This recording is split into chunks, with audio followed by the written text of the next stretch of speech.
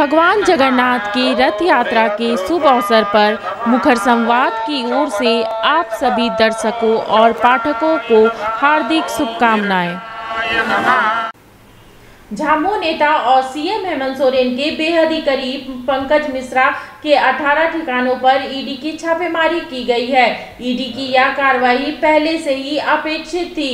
ED की ओर से यह छापेमारी मुख्यमंत्री हेमंत सोरेन के पास पहुंचने को है।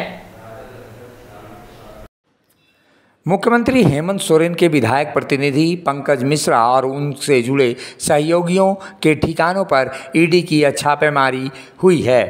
लगभग 18 ठिकानों पर फिलहाल ईडी छापेमारी कर रही है। इसकी तैयारी पिछले 2 महीने से चल रही थी। इन 2 महीने के भीतर संथाल परगना के सभी जिलों के जिला खनन पदाधिकारियों से लंबी पूछताछ में ईडी को बेहतर इनपुट मिले थे। इसके अलावा ईडी की कई टीम संथाल परगना के इलाके में रहकर मौका मुआयना करते हुए सभी शिकायतों की भौतिक सत्यापन भी किया है।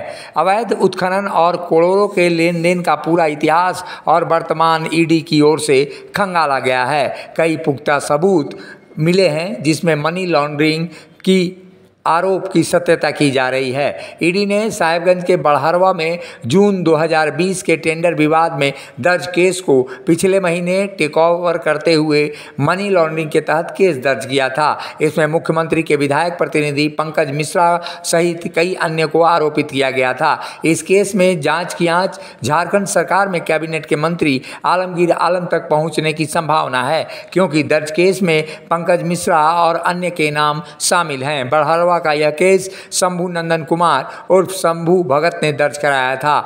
टेंडर विवाद के एक मामले में बड़हरवा थाने में मंत्री आलमगीर आलम और पंकज मिश्रा के इशारे पर मारपीट किए जाने की प्राथमिकी भी दर्ज कराई गई थी, लेकिन दोनों ही आरोपियों को साहेबगंज पुलिस ने क्लीन चिट दे दिया। शंभू भगत ने ईडी को बताया था कि मंत्री आलमगीर आलम के भाई की कंपनी भी नगर पंचायत बड़हरवा में वाहन प्रवेश शुल्क वसूली के टेंडर में शामिल थी।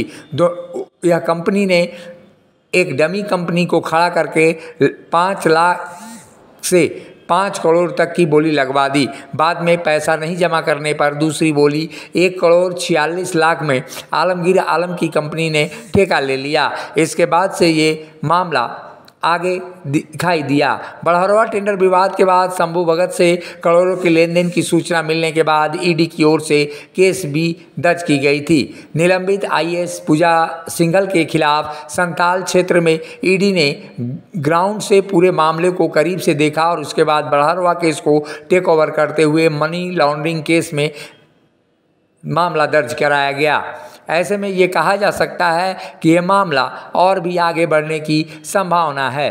पंकज मिश्रा ने ईडी की कार्रवाई के दौरान ईडी को भी चेताया था। उन्होंने कहा था कि वे ईडी के बुलावे का इंतज़ार कर रहे हैं और इसके साथ ही उनको ईडी का किसी कार्रवाई से कोई भय नहीं है। हम वेट कर रहे हैं, इंतज़ार कर रहे हैं, हम डरने वाले नहीं है। बुलाए ना, क्या चीज़ के तो जाएंगे नहीं, क्या चीज़ के लिए बुलाएगा, क्या चीज के लिए बुलाएगा। बाबूलाल मरांडी जी बहुत साफ सुथरे बनते हैं।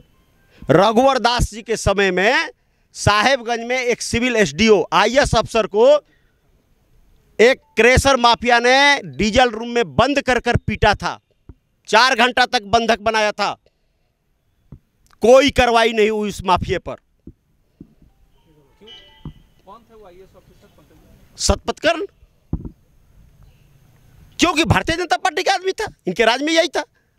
और जब हमारी सरकार में उन पर नकेल कसा गया, जिसके ऊपर 14 को मुकदमे दर्ज हैं, तो बाबूलाल जी उसको बगल में बैठा कर प्रेस कॉन्फ्रेंस करते हैं और साहेबगंज जाते हैं तो उसके जहाज से, अनलीगल जहाज से नौका विहार करते हैं। ये क्या सफाई देंगे ये लोग? क्या बोलेंगे ये? मुख्यमंत्री हेमंत सोरेन के विधायक प्रतिनिधि पंकज मिश्रा के कई ठिकानों पर छापेमारी करके ईडी ने यह साबित कर दिया है कि ईडी पूरी प्लानिंग के आधार पर ये काम कर रही है और ऐसे में मुख्यमंत्री हेमंत सोरेन तक ईडी की पहुंच हो सकती है। मुख्यमंत्री हेमंत सोरेन के गिरेबान तक ईडी की पहुंच अब दिखाई देती है, क्योंकि मुख्यमंत्री हेमंत सोरेन के विधायक प्रतिनिधि और उनके बेहद ही करीबी माने जाने वाले पंकज मिश्रा के ठिकानों पर छापेमारी की गई है। तो अगला इंतजार इंतज़ार ये है कि आखिर ईडी किस पर हाथ डालती है। मुखर संवाद के लिए रांची से अशोक कुमार की रिपोर्ट। मिनी लंदन मैक्लुस्कीगंज प्रकृति की गोद में बसा ड्रीम डेस्टिनेशन आपका कर रहा है इंतजार। आइए अपने यादगार लम्हों को बिताइए ड्रीम डेस्टिनेशन में। राजधानी रांची से महज 50 किलोमीटर दूर आपका अपना dream destination. HM public school lower Chutia near Shiv Mandir Ranchi. हम बनाते हैं बेहतर भविष्य।